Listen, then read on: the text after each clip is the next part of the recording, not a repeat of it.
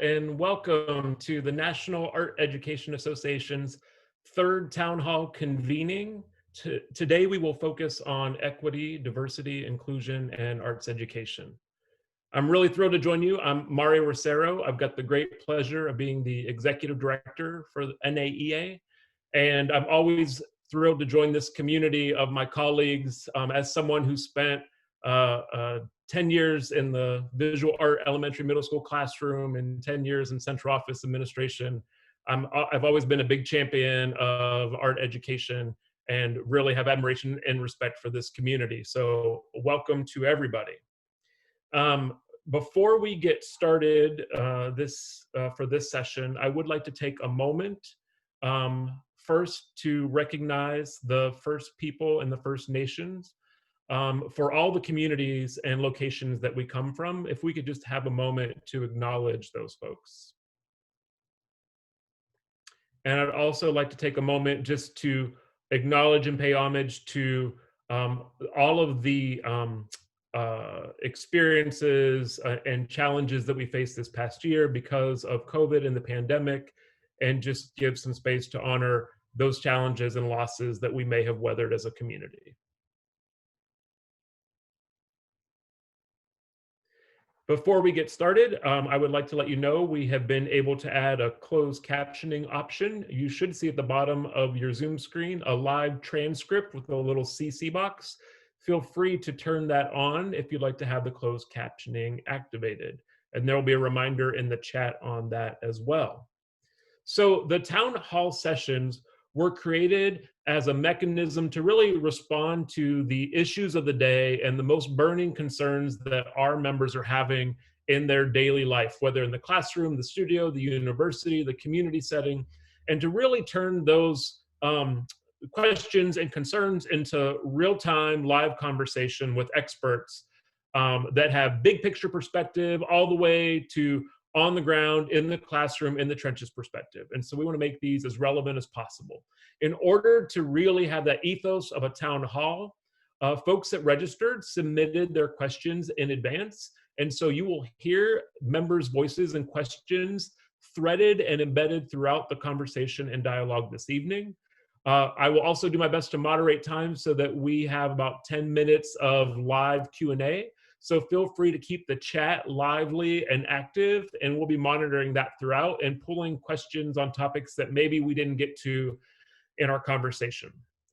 So tonight's format is a little bit different, so let me explain it for you. So what we're doing is a long conversation. This doesn't mean that it's 4 hours in length. What it means is that it's a conversational relay. And so what you'll see are intimate pairings of two-person conversations. So for example, person A and B will engage in a 6-minute dialogue. A is the interviewer, B is the interviewee. At minute 5, they're going to hear this sound. And that is their 1-minute warning to wrap up their conversation. At minute 6, they may hear it again.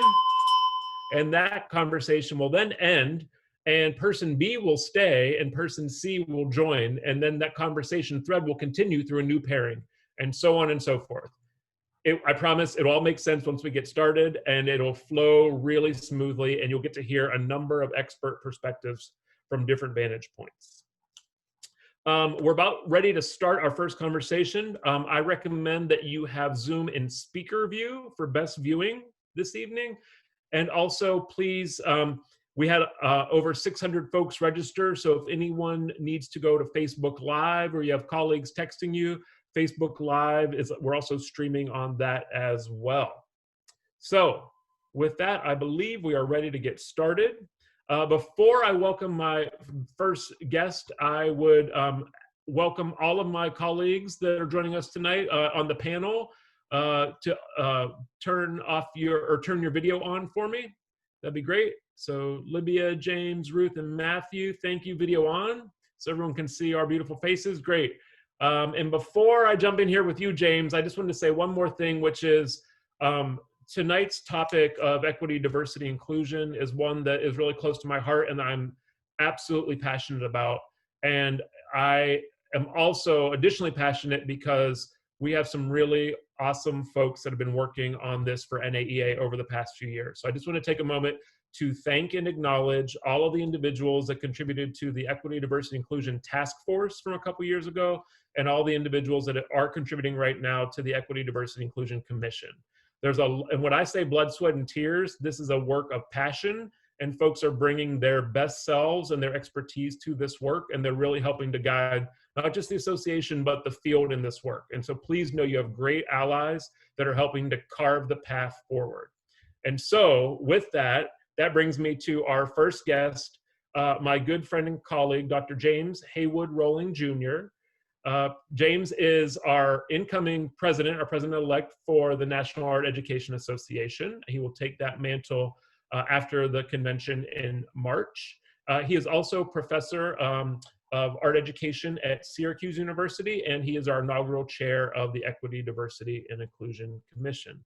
James, my friend, it's good to see you. Thank you so much for joining us for this conversation. Good to see you, Mario, and thanks for helping to host this and put on this inaugural town hall. Absolutely. So as you know, our audience submitted questions in advance, and I'd like to get started with this one from Stanley, our colleague from Texas. And Stanley asks, what are some best practices to weave equity, diversity, and inclusion in our foundations of teaching rather than just scratching at the surface of equity, diversity, and inclusion? Yeah, thanks, Mario, for that question, and thanks, Stanley, for also posing it. Some of you may know that I wrote a letter, an open letter to fellow creatives, to arts educators about constructing an anti-racist agenda over this summer in the midst of everything that's been going on in our nation. And I'm to respond to that question, I'm gonna test the utility of what that open letter was intended to be, to provide a scaffolding, something that was meant to be adaptable for a scaffolding, so folks could try other kinds of interventions aside from or along with those that I suggested. So to answer that question, or to address that question, my thoughts are that you tend to scratch at the surface of things that are unfamiliar to you.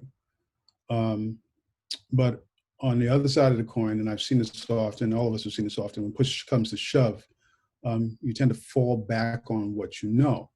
So if you're going to alter the intent or the purpose of the devil that you know, let's call it that, so that it achieves an entirely different output or an entirely different outcome, I would suggest looking at the interventions that I propose in that open letter are enumerated. Number 3, let's call it a matrix of anti-racist interventions for arts education. Number 3 is titled goals. And I suggest there that you can disrupt racism by exchanging the goals of the current paradigm with goals that produce a whole different benefit, a whole different outcome. So therefore, if you're going to not scratch at the surface, but actually weave solid DEI or diversity, equity, inclusion practices into the foundations of teaching, I'm going to suggest that you have to first weave solid diversity, equity, and inclusion practice into the foundations of teacher education programs and institutional practices, altering those goals. So the aim is not just to produce new art teachers, but rather produce a whole wealth of anti-racist arts pedagogies and strategies to achieve greater diversity across the professional practices of arts educators, media arts educators, museum educators, here at this prime opportunity to do so in the 21st century. Thank you, James. I appreciate that perspective, especially from a big picture vantage point, to think about, really the field overall. And I think what the audience can hear tonight are perspectives that hit, every different kind of role and division that we have across the association. And I know that we just put in the chat the link to that open letter from James, so you can reference that directly. So, as you know, James, when we look at the big picture data across arts education and across the association, what we see is that diverse art educators make up about 15% of our field, and that reflects similar numbers in education writ large, right? Mm-hmm. And so this has really been top of mind, as you know, for the NAEA board. We've been having a lot of discussions about this, as well as the ED&I Commission. And so Sia from Maryland is also curious about this. And she asks, how do we actively recruit and entice diverse young people to become teachers? And I would add, especially art teachers. Yes. This is on everyone's radar screen. Even in my work at Syracuse University, strategies for doing just that are on the top of my mind and many other colleagues. So I'm going to refer again to that matrix for anti-racist interventions that's at near the end of my open letter. And it's enumerated in reverse towards the things that are likely to be the most likely to produce long-term events. And so the number one, the very first one, which is at the end of the letter, is about transcendence. And I suggest there that you can disrupt racism by not viewing diversity, not just viewing diversity as an organizational growth strategy, but thinking about recruitment and those that you would want to reach as a leadership development strategy, so that you're recruiting students who are Black or Indigenous or persons of color, not to be token members, not to fill a quota, right? Not to just fill seats, but rather to serve in leadership roles in our schools or our arts institutions and our professional membership organizations like NAEA, so that you're ascribing agency to those who you're welcoming in, not just allowing them to peek in through the door, but really opening up a room for exchanges to happen. So you're valuing who they are and what they bring to the table. I think it's a much more powerful incentive for recruiting someone or helping them to feel like they are a part of what you're recruiting them to. Absolutely. And I talk a lot about this.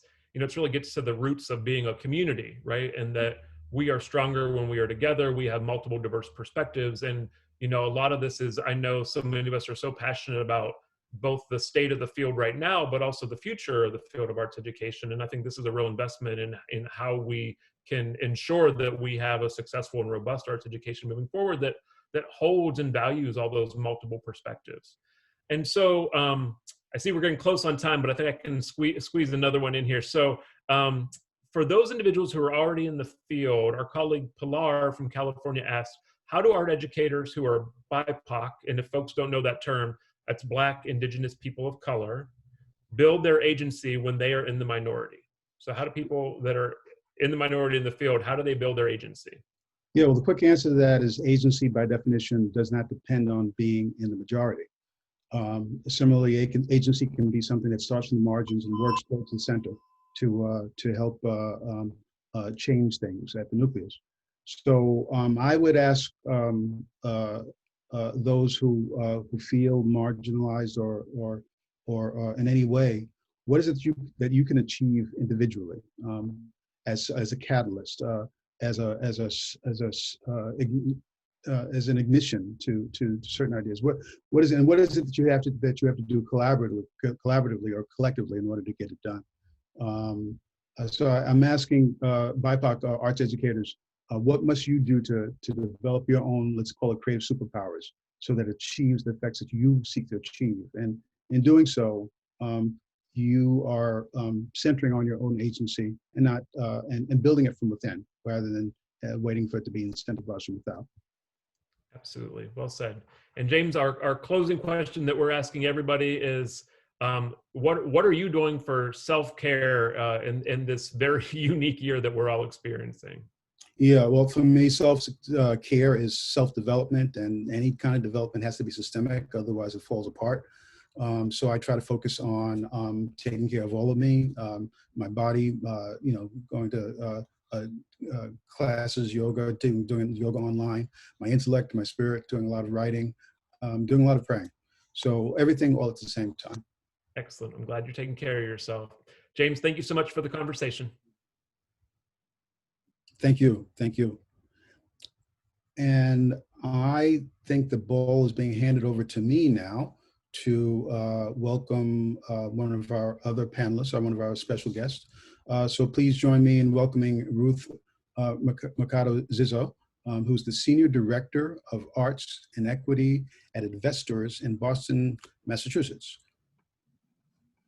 Ruth, are you there?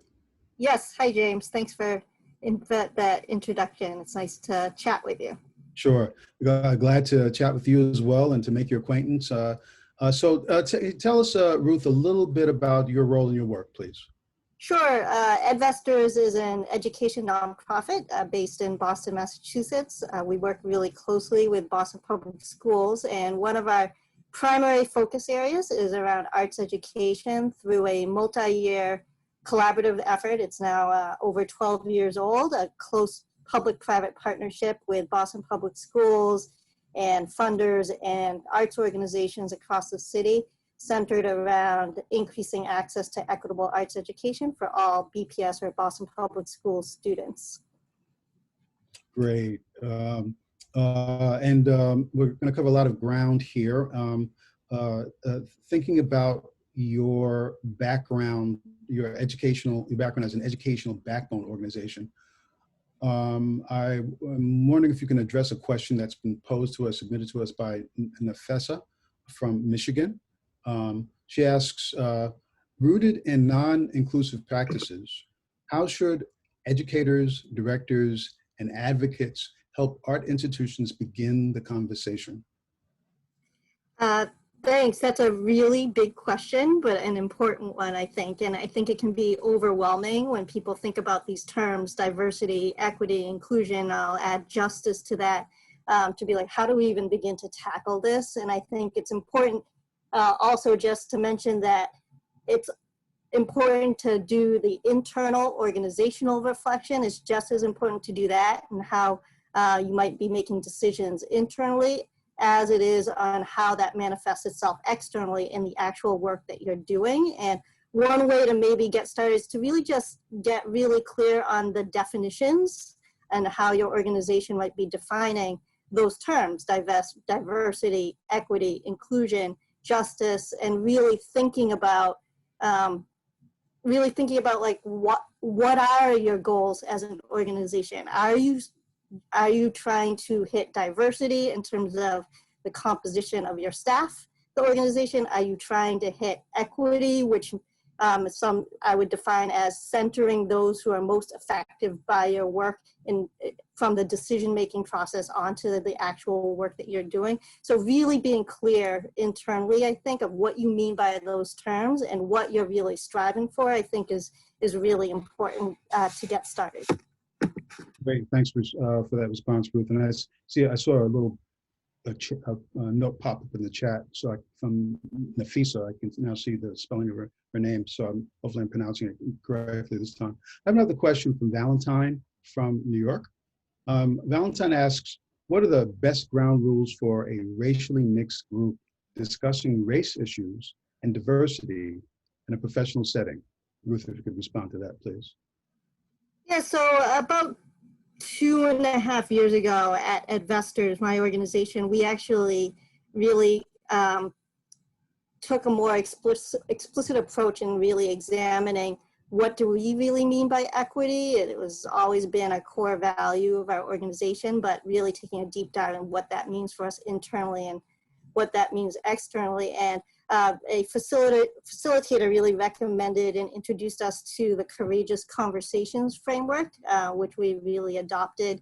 And I know there's a link in the handout for this town hall for a website that you can Google it, it'll appear. But there's really sort of 4 tenets of that, and it's about how you have dialogue with each other. And the first one is about staying engaged. And what that means for you in terms of staying engaged and present in a conversation. Experience discomfort, speak truth and hear truth, and then expect and accept non-closure. These are not easy conversations or work to do, and everybody will make mistakes. Everybody is learning. And so even though Mario was very generous in calling us all experts, I would say we learn and make just as many mistakes as probably everybody else on this call. So, so just to be open to that and to know that everybody has something to say. And I think that could be a a place to really start having those conversations, and for everyone to really agree on what those principles mean. Like, how are you going to structure these conversations? You know, teachers and educators do that with students, right? You set ground rules at the beginning of the school year, whether, or Zoom rules, in this, if you're remote, about what does it mean? What does it mean? What is the etiquette that you have when you have conversations? And you could do the similar thing for this kind of dialogue. Thanks, Ruth, for that response. I have one more question from our audience. This one comes from Lillian in Ohio, in the context that we're all on our own individual journeys with this work. And Lillian asks, what strategies are effective in helping resistant or ill-informed people to understand the need for equity in P through 16 or preschool through college school settings?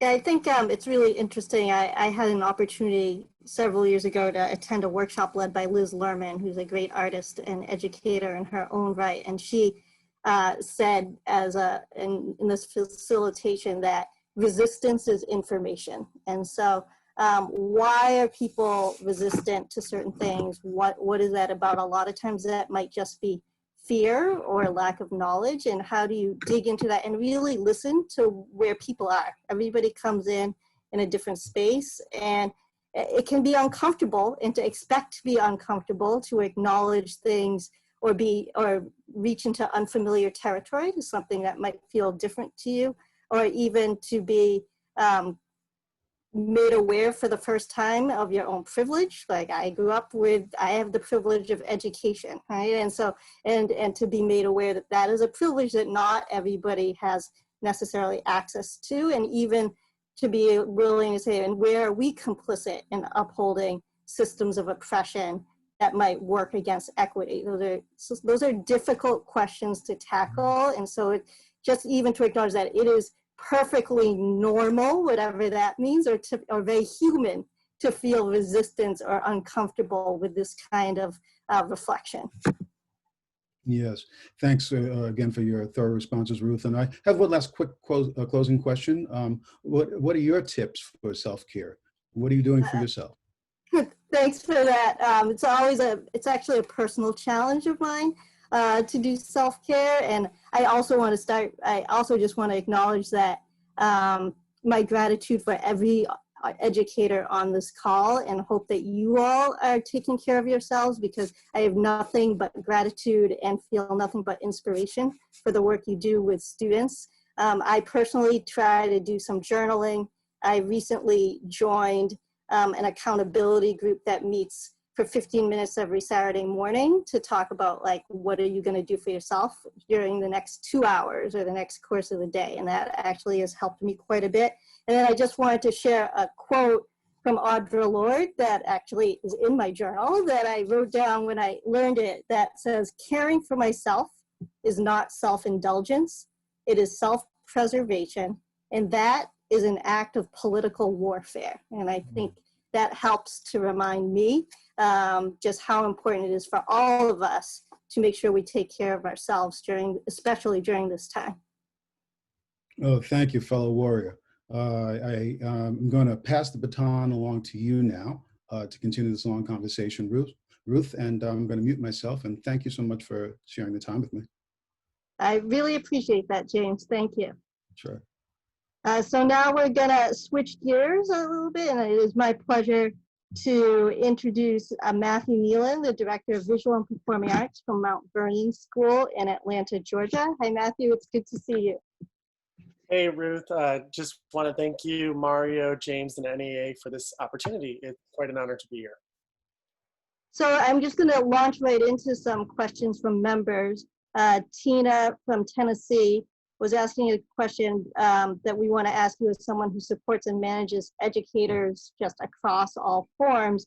How do we engage leaders and teachers in our school communities to address unconscious bias, especially in how that relates to school climate? That is a great question. And Ruth, I want to invite you and anyone else on the call to please feel free to call me out if I say anything problematic, and call me into a better understanding. open and wanting to learn. You know, what I know about administrators is that we are just as burnt out as teachers. In fact, a lot of administrators didn't really have a summer as we were preparing for what this year would look like. So I think it's important to really understand that administrators know art is by nature going to be provocative. Like, good art provokes thought.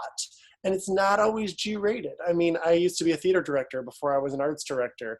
And even choosing a musical was hard because every show is going to have different elements that, you know, can be points of tension. And so I think that administrators know the arts are a place where we wrestle with different issues, but they're also anxious about pushback. They're anxious about what parents are going to do. And I think when you go to your administrator, starting with the why, and really focusing on why we're doing what we're doing, having a game plan, having a framework that is really going to help guide students to their own understanding. You know, I hear this all the time, that administrators and parents are worried about pushing an agenda. And really, as teachers and schools, our job is to help guide students, to give them the context to make their own decisions and opinions. To anticipate the pushback and the messaging, to help administrators talk through that with you. And then at the end, just come back to the why, because we know the benefits outweigh any risk, any fear, any consequence, and that we just need to focus on the fact that this is the work we need to be doing, and we need to be doing it now. Thanks so much, Matthew. That's really helpful and a great reminder of just the importance of being able to have open and honest conversations with each other. And then just switching gears slightly a little bit, thinking about, I know James and I were talking about diversity, equity, and inclusion as big concepts.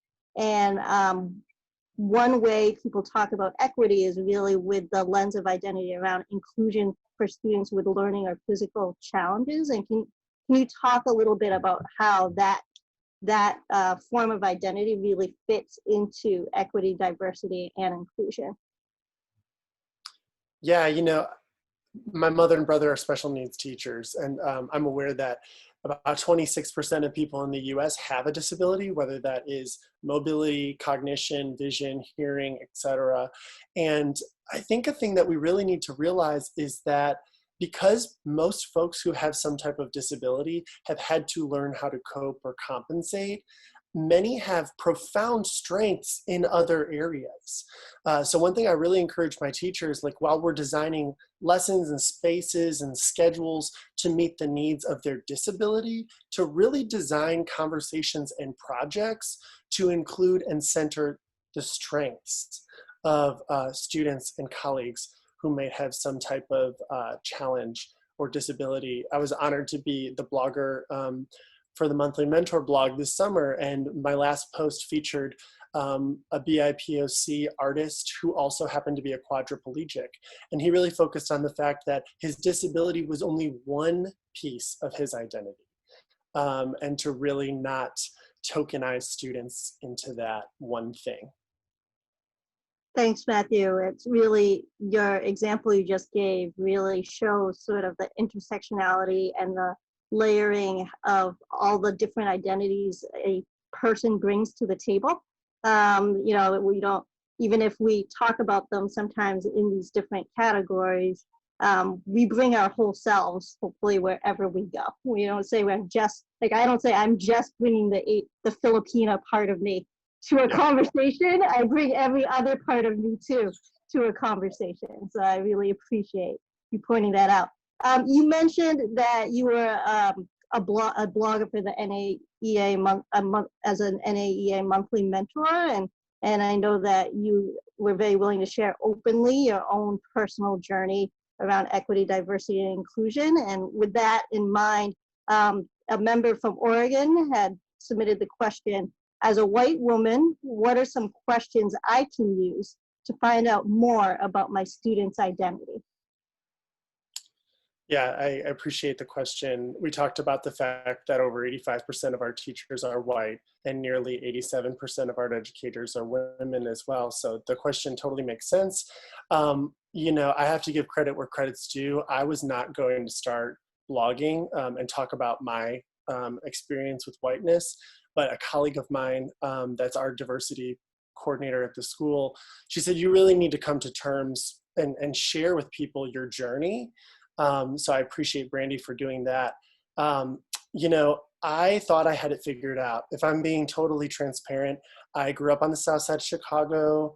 I worked in a school that was nearly all Black. I really thought I understood. And it took my partner really begging me that I sit down and read White Fragility to come to terms with what I was afforded by the color of my skin and the opportunities I'd been given because of that. So I wrote in the blog post, when we believe that we are part of the solution without fully understanding the problem, the only problem we've solved is the problem of our own discomfort. Just like any artist, we have to be willing to hear and apply critique. And the more skilled the artist, the more nuanced the critique they can understand. So I really had to live that and realize that my personal journey needed to be cultivated before the professional journey. I see in the chat that some folks were talking about, maybe I missed the mark on the first question. It was really more about bias with faculty. And helping people realize their need for a personal understanding before we just go straight to PD, I think is super important. You can't ask your students or colleagues, you know, faculty for that matter, to do something that you haven't done yourself. So this summer, as I was reading White Fragility, I took it one chapter at a time and I wrestled with every single chapter. Like there were things in every chapter that I struggled with and I needed the time to absorb it. And then after that, I started, you know, more of the PD side of things, reading the Journal of Cultural Research in Art Education, which has so many resources, reading Culturally Responsive Teaching in the Brain, reading Cultivating Genius by Goldie Muhammad, reading about, you know, queer history and all these pieces that were more the PD, you know, informational side, but that personal side had to go first. And then after that, after we're learning, we need to start building real relationships and really listening. I know I'm doing a lot of talking, but I find that in white spaces, it is really difficult for people to listen. We are at so many tables and we are the center of so many conversations. We really need to learn how to, and as teachers, we're also just verbal processors and we talk a lot. So we need to learn to listen. Really appreciate you sharing that reflection, Matthew, and even just how you took that time to personally reflect and reevaluate just how you approach your practice and your teaching, and just sort of segueing into the idea of reevaluating your practice, thinking about content and curriculum. You touched on this a little bit when you were talking about which musical do you pick and present, and how some musicals you know, decades ago are more problematic than some musicals now. And so Escobar from New York was thinking about this idea of content and curriculum, and was thinking, how do you reevaluate the history we teach to students of color, especially today? I appreciate that question. And much like you said in your discussion with James, that is such a big question. As I reflect on the term history, you know, the word history has this patina about it, when really issues of race and diversity are very much alive today. You do not have to go back very far to start unpacking issues in a way that feels very relevant to students and very current. When it comes to the canon, you know, if perhaps this question is more about like the way we teach and the pieces that we feature and the artists we feature in our classroom, you know, to your students, the canon is whatever you put in front of them. So, you know, put marginalized artists and BIPOC artists in front of them all the time, not just during Hispanic Heritage Month, not just during Black History Month. Do it always when you teach portraiture, when you teach landscape. That way their canon, they'll feel like that's normal. It's when we as teachers, other groups of people, by putting them in specific months or specific units, that's when students start to see them as other. And you know, Rosetta Lee, who's a great diversity practitioner, she always says, this is not tonsil work, this is plaque work. It's every day. It's not removed just by taking something out. And there's still gonna be days you have bad breath. And so as a white person, there are still gonna be days that I have bad breath, that I do things problematically, and we just have to keep at it. Thanks so much, Matthew. And it really makes me think of, I'm a theater person, and so I think of Hamilton and Who Tells Your Story. And who's in the narrative, I think is a really good question. And I also think about how do we enable young people and students to tell their own story, because they are experts in whatever narrative they want to create for themselves.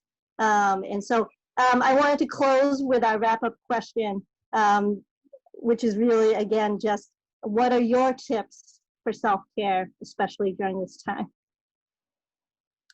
You know, one of the things I learned in 2017 at the School for Art Leaders was mindfulness is not a joke.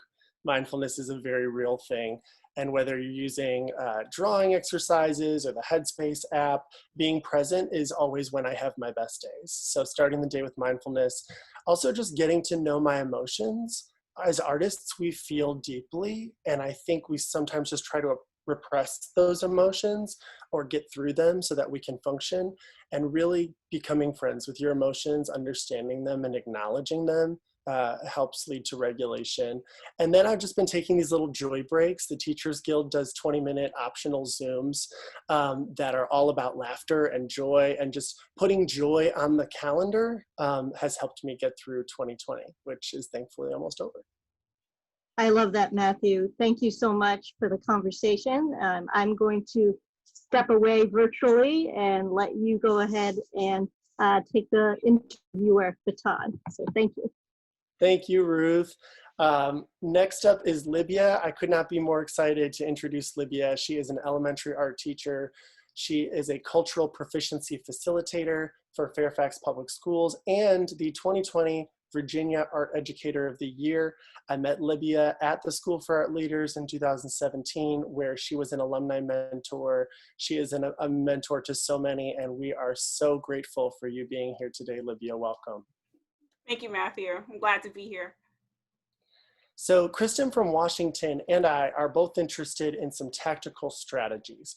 Do you have any suggestions for educators taking concrete steps in very focused ways with specific communities? Yeah, I can definitely say I've been teaching for 18 years, and this is my 5th year at a school in which I have the privilege of showing up as an African woman at a majority Central American school. And what I mean by that is most of my students come from Honduras, Guatemala, El Salvador. And when I came to that school, I was very likely to generalize in a way, I would say Latino, which is a common way that we talk about demographic information on official forms. But my first tactical strategy would be to allow people to name themselves, right? Names are important. My name is Libya Doman. That's Libya like the country. Sounds like Roman, but it starts with letter D. I've been saying that since I was in the 4th grade because my parents taught me that my name matters. And I try to help people pronounce my name and spell my name correctly. But the thing about my calling some students Latino is that some of them did not identify in that way. Some of them identified as Honduran, others identified as Honduran American, right? And it's really important that we allow people to say how they want to be named. And this is not just about ethnicity and race. It's also about gender pronouns. You know, we have situations where we can ask people, are you he, are you they, right? They are allowed to make that decision. Further, just thinking about, is a student differently abled, or does a student have special needs? Are they exceptional? Not all communities are monolithic for sure, and they get to decide how they are named. My second piece of strategic advice is to really think consciously about the fact that there is a double track agenda, right? So about a week ago, I was doing a lesson that was formally about drawing a dream home for someone. It was for a family member, themselves, others, a homeless person. But the lesson was about so much more. There was another track there. It was about kids feeling empowered to envision themselves taking up space. And the second week of the project, I was kind of doing a link, checking into their background information and previous knowledge. And I asked them, how are homes the same or different? And the kids started listing literal architectural elements like rooftops and domes and picture windows and bricks and stones. And I'm like really happy with myself at that point. And then one student typed into the chat, water bill. And I was struck, right? And I said, can you tell me a little bit more about that? And she said, rent, the light bill. And we ended up as a class having this amazing conversation in part because my student was brilliant, is brilliant, but also because I was aware that this lesson was about so much more than a drawing on a sheet of paper. Wow, that's really good stuff. Thank you, Libya. Someone else asked, and I almost don't know how to ask this the right way, so hopefully you'll know how to interpret it. Who are some of your diverse go-to artists and resources for your classroom? I know this is a question for a lot of folks that are eager to start this work.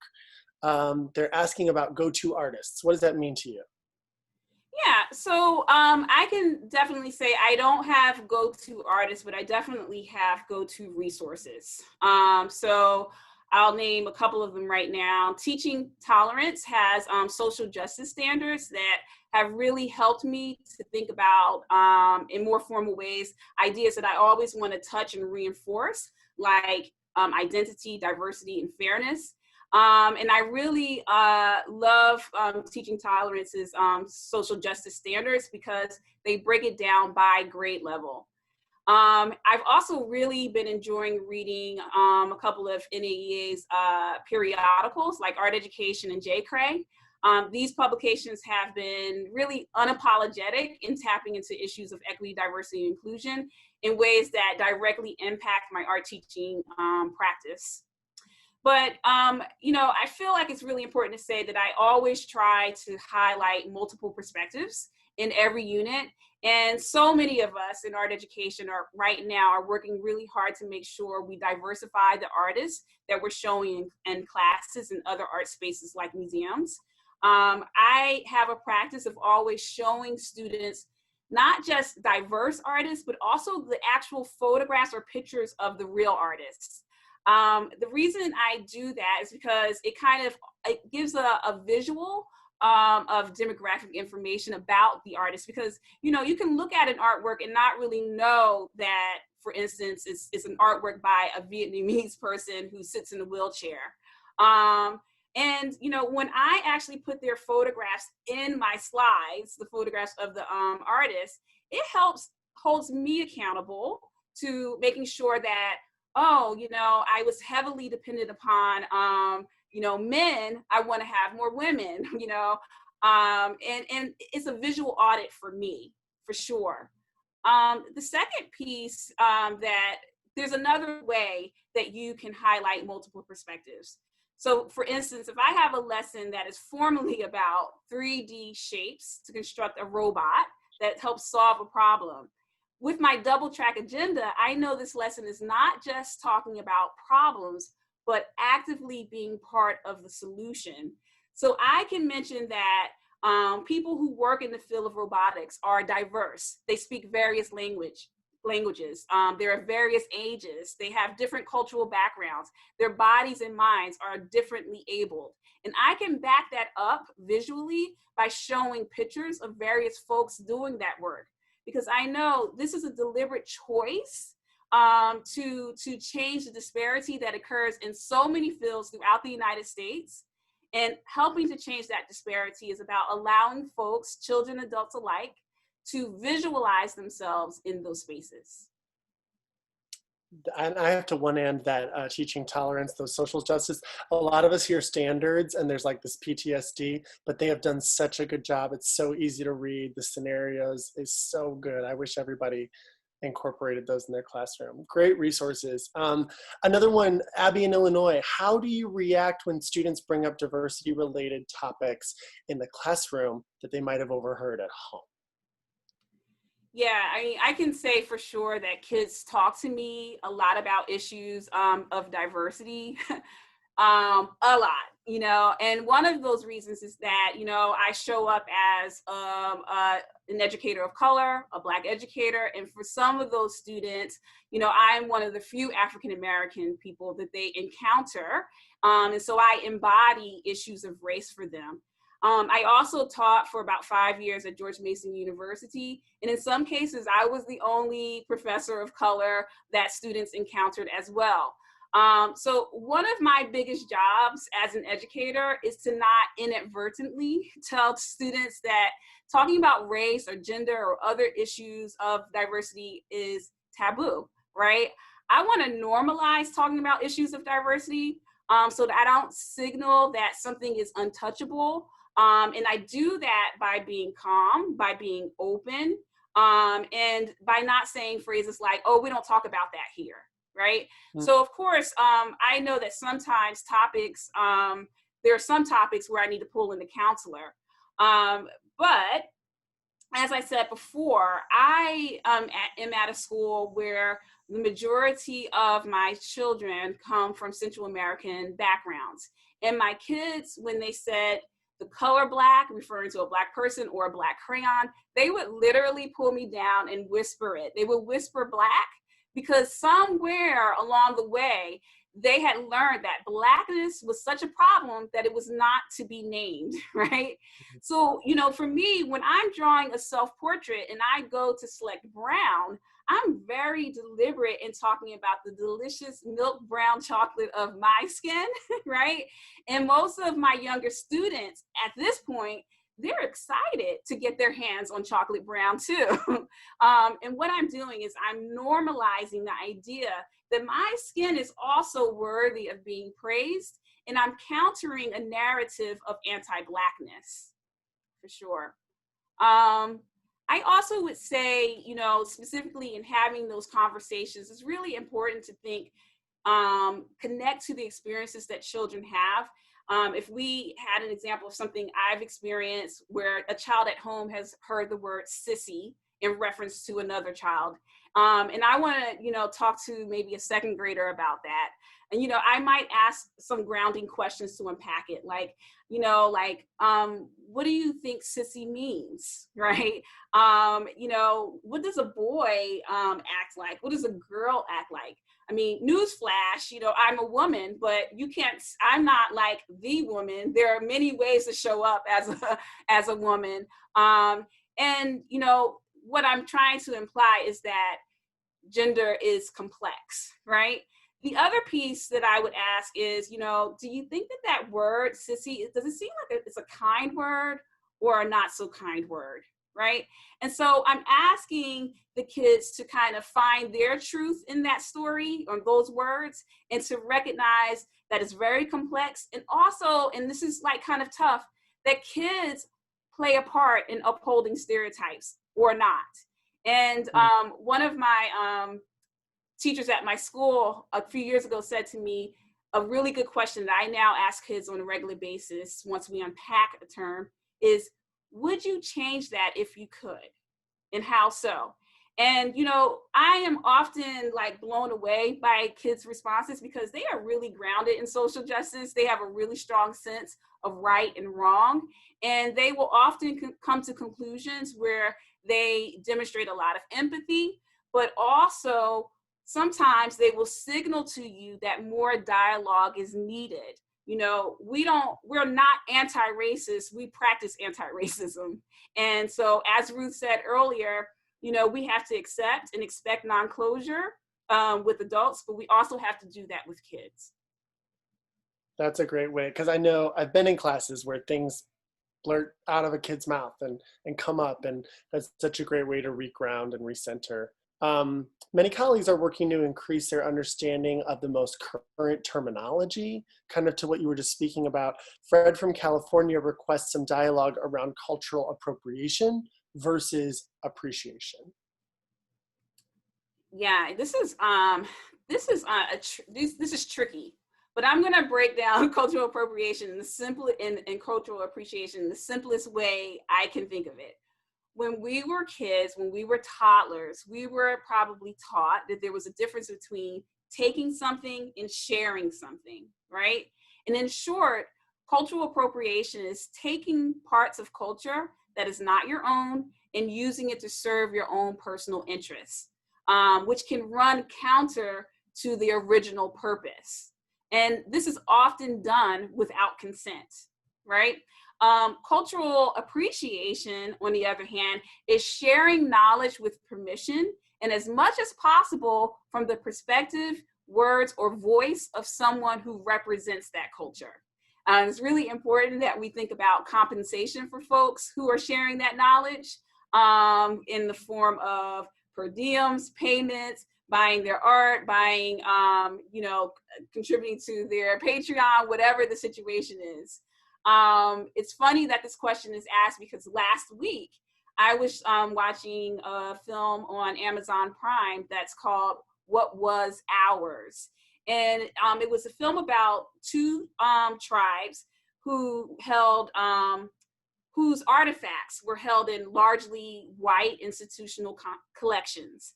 And there was this discussion about how some objects hold such great spiritual meaning that they shouldn't be seen, touched, or in some cases talked about. And if you think about that, now when we try to approach Native American art, I want to make sure that I'm naming the people and the individuals who did the work.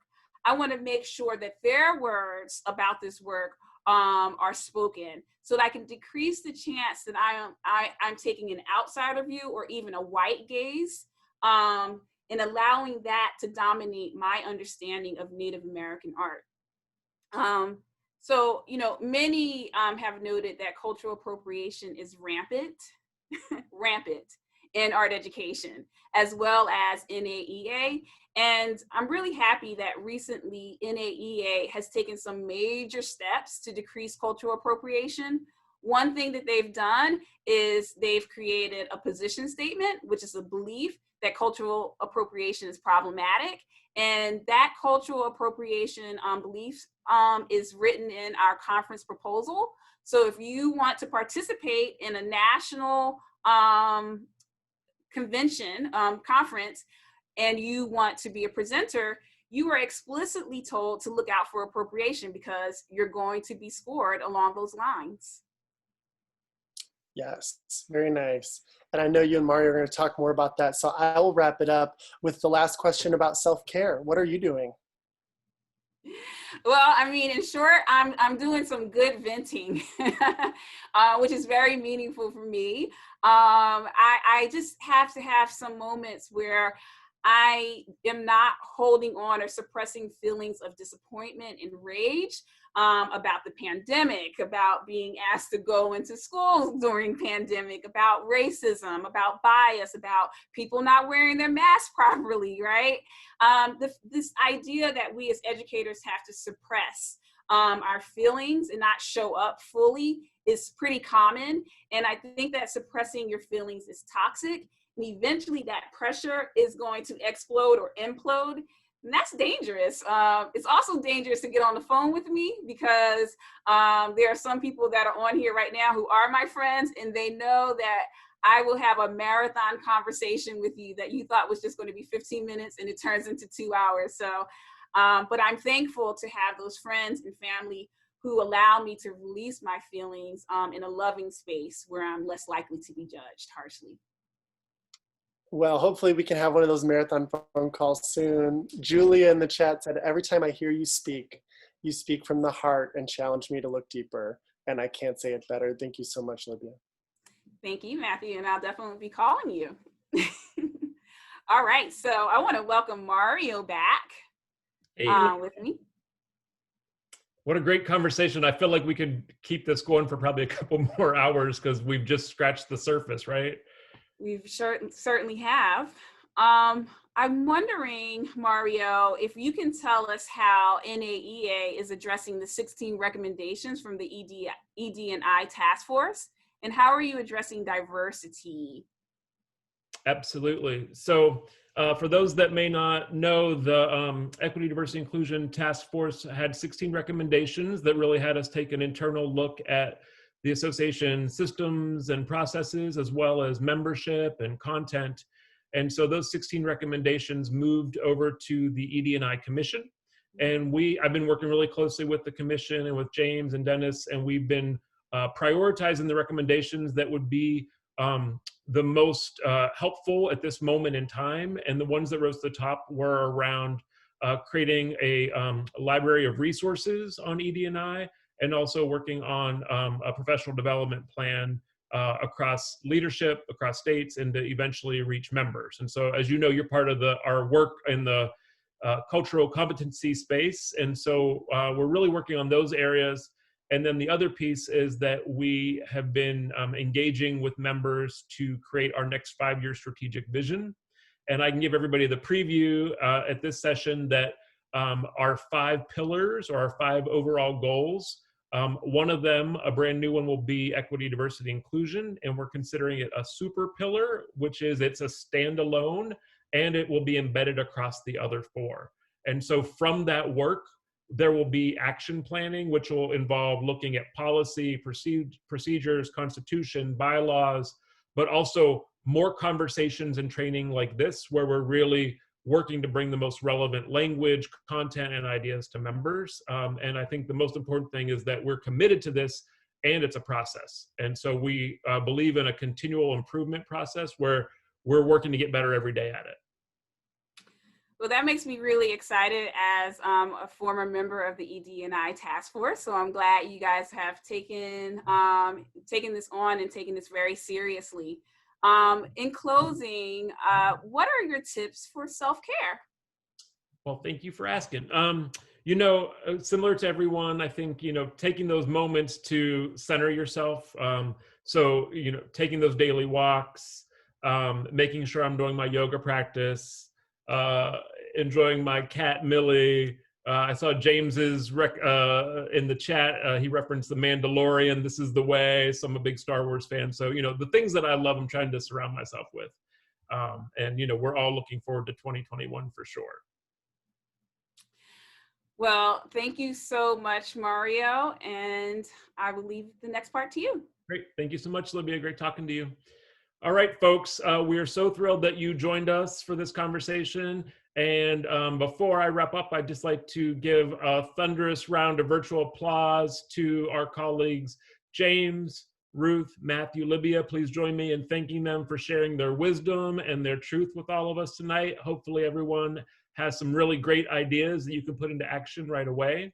I heard really great themes and starter tips around, you know, hey, start with the I, start with yourself on this. You know, this is a journey that we're all on, but really begin with yourself. Lean on your colleagues and your community. You know, NAEA is here for you as a community. All of us here tonight are always happy to share, problem solve, brainstorm. I love this idea of being fellow warriors. I think that's really strong language. And then, you know, things like valuing critique. It's a real strength of ours, being able to have those honest conversations. The double track agenda, Libya, I'm stealing that. It's such a great idea. I love that. The multiple layers.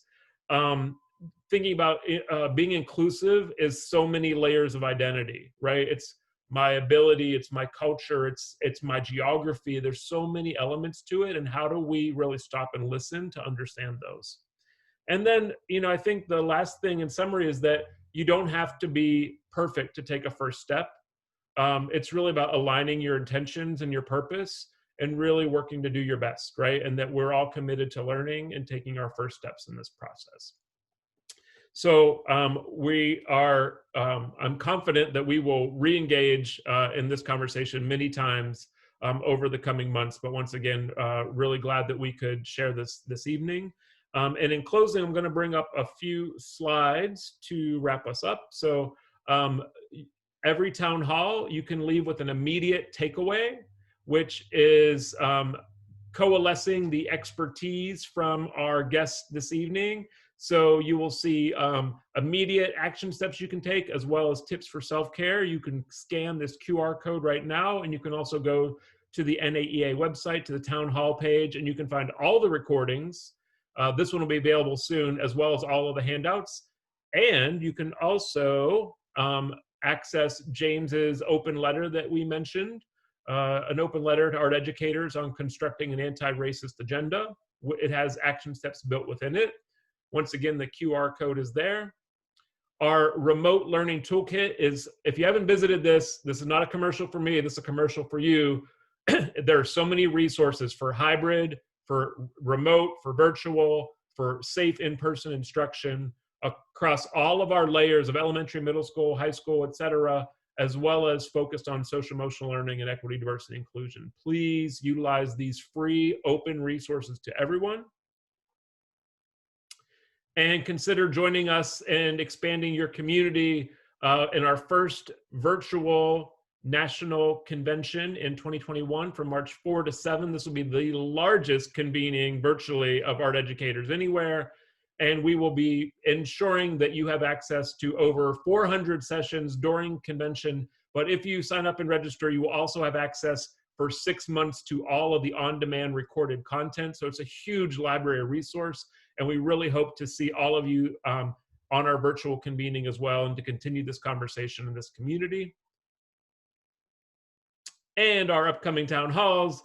In January, we're going to be talking about how in this era, in this moment in time, do you really offer a balanced curriculum? And so some of us might lean more on skills or more on concepts, but really we owe it to our learners to make sure that we're covering the entire curriculum. And so how do we really strike that balance and lean into the full and robust art curriculum that we have at our fingertips?